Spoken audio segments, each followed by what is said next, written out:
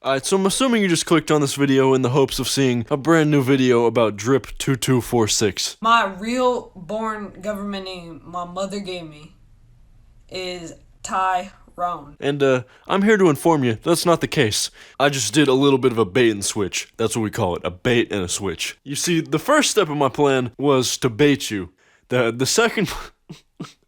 Whoa, that was close. Almost masturbated myself there. Hilarious! Hilarious! Hilarious! Hilarious! Hilarious! Hilarious!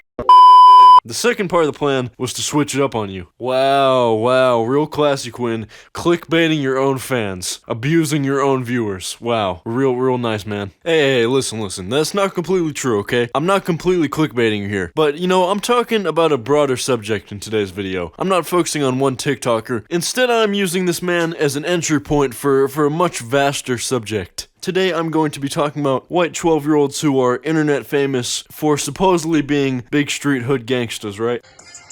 Cause I'm one of the dangerous little nigga.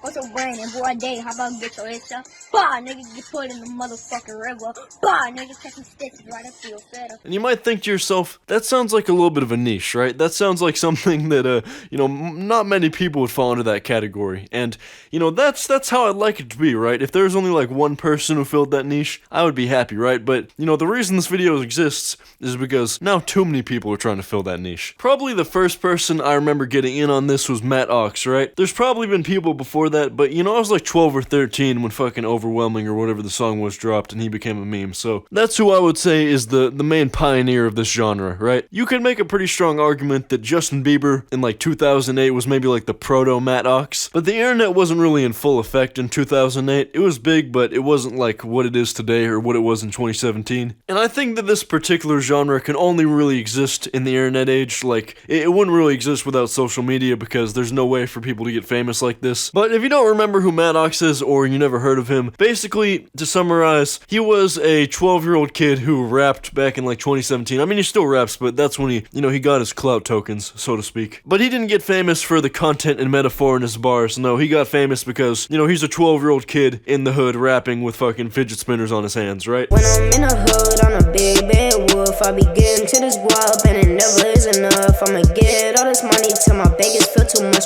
I don't know why they fuss, they ain't ready for us. And I think what made Matt Ox a hit, which is kind of what the new acts are lacking in a sense, is that it wasn't really an act at all. He was actually a 12-year-old white kid who looks like he should be playing Pokemon Go or something, not out in the fucking streets of Philadelphia, wherever he's from. He's out there hanging out with a bunch of fucking grown black men who he's not paying to be there. They're like his actual friends. They know his mom and shit, and he's like actually fucking rapping semi-decently for a 12-year-old. And that's how he got his little 15 minutes of fame, right? You see that, and it's a little bit of a spectacle. Like, you see it, and you're like, okay, why is fucking one of the Paul brothers riding his big wheel in a circle while talking about his gang pulling up?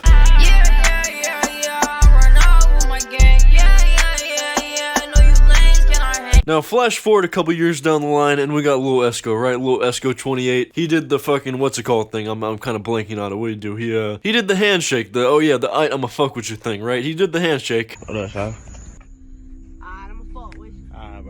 And that video went super viral, and, you know, he got his 15 minutes of fame off of that. And while I still found Lil Esco pretty entertaining, the gag was starting to get tired, right? Because if you look at it, it's pretty much the same thing in Matt Ox, minus the rapping plus a memorable catchphrase, right? Like, at the core root of it, it's a innocent enough looking 12-year-old white kid in what appears to be the hood hanging out with a grown black man, right? This is the dynamic that everybody is interested in. You know, and this keeps going, right? A little farther down the line, we got NBA White Boy. I be riding with them AKs. Slap buzzing, boy, they have about busting rain. All my niggas pull up on this block and let it rain. All my niggas really ready busting in your brain. Yeah. This is no be thuggin'. NBA White Boy, he's a white kid doing hood shit, right? He's a fucking 12-year-old rapping, right? You get the idea. Go a little farther down the line, we got Lil Ags. We were in the trap. I was like, yo, sit down. She sat down. She was on his dick. I was like, yo, slide in me. What are you talking about? She slid to me. Feel me? I could tell she was horny. Her tits started popping out more. I was like, oh, say less. Uh-huh. And next thing you know, this nigga come out of nowhere, kiss the bitch. I was like, oh, hell no. Oh, hell no. He cock block like that? Kiss them ugly bitch. Kiss the thotty? Kiss the Damn, that's bad vibes. Lil Ags is actually pretty saucy. I fuck with Lil Ags, but you know, same concept, same gimmick. With the Cougars right now, for me out of Cougars, and I'm the Lion, for me we going viral. Chill. Wait, how old are you? I'm old enough. That's how old I am. And then if you go far enough down the line to present day, we got Drip2246 or whatever the fuck his name is. See, I'm sorry to break it to you, but acting hard and being hard is different.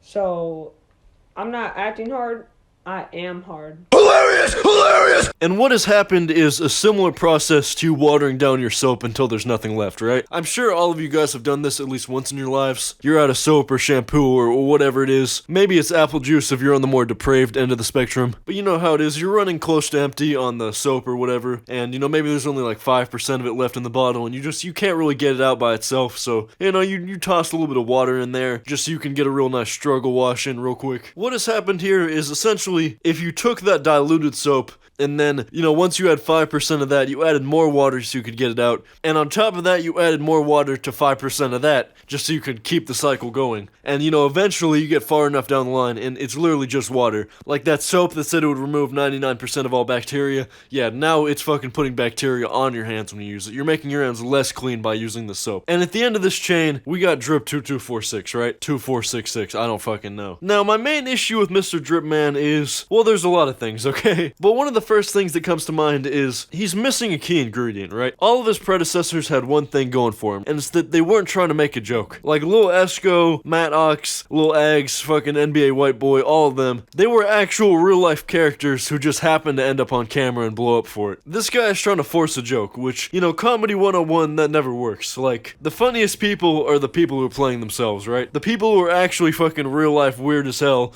or just like some funny ass characters, and it's not a joke, that's what's funny. Like trying to force a catchphrase or, you know, put this fucking embarrassing ass getup on just so you can capitalize on the same wave.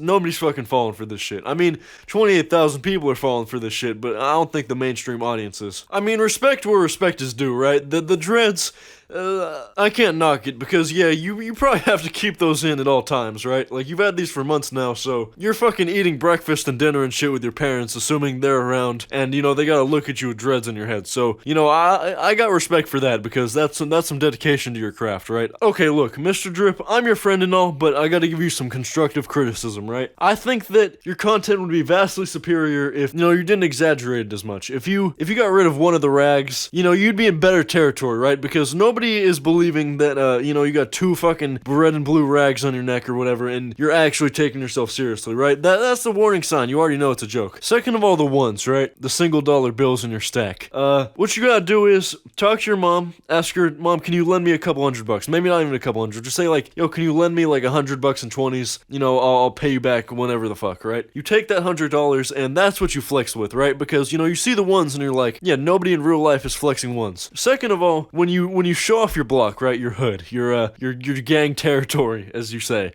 Bruh, you can clearly see I'm in the hood. I got respect upon these streets. I'm really about that life, like that I live, that gang life. You know, maybe don't go to like your local Walmart. You know, find some graffiti in your neighborhood if that exists and, you know, pose in front of that. That way, you know, you got one bandana on, so at least whatever set that you're false claiming is somewhat consistent. And then you're flexing at least a little bit of money that's not fucking comedically small. And, you know, you're in an area that could be possibly considered a hood by like a Karen or something, right? Then when people see it, they think, wow, this guy might actually take himself seriously. This isn't a joke. Like, the best satire or the best irony, whatever you want to fucking call it, the best jokes don't come from over-exaggeration. They come from enough exaggeration to where it's somewhat believable. Like, it leaves you scratching your head a little bit. You're like, wait, is this guy serious or not? And I know there already is a decent amount of people who take this seriously and are genuinely offended by this, thinking that you're trying to act hood or whatever. I'm talking about people over the age of 12, right? Because I'm assuming anybody who sees this and is like, yeah, this guy actually 100% believes he is a hood gangster, has to be 12 years old. But anyways, that's where I'm gonna wrap up the video. I hope you guys enjoyed. Like, comment, subscribe. You know the fucking drill. Papa H05, he loves you very much, okay?